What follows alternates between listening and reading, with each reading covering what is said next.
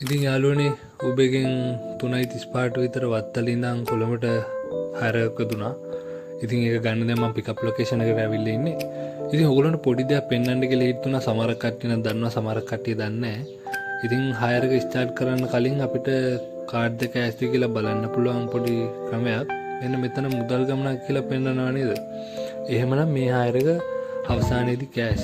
එහෙම පෙන්වන්න නැත්නම් මේ හයරක කාඩ් හයරක විදියට අපේ වොලට් එකට ඒ amount එක ඇඩ් වෙන්න යනවා.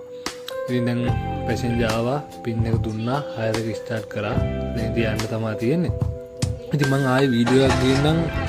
හයරක එද්දිම කාඩ් එක ඇස්ති කියලා බලන්න පොඩි ක්‍රමයක් තියෙනවා. ඒක සමහර වෙලාවට සාර්ථකයි, සමහර වෙලාවට නෙවෙයි.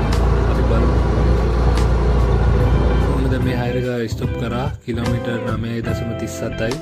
මට 528ක් හම්බෙලා තියෙනවා. එතකොට මේ හයරක සම්පූර්ණ ගාණ ඇවිල්ලා 622ක්. උබේගෙන් 115ක කමිෂන් එකක් කපනවා 93ක. එතකොට මට 528ක් ලැබෙනවා.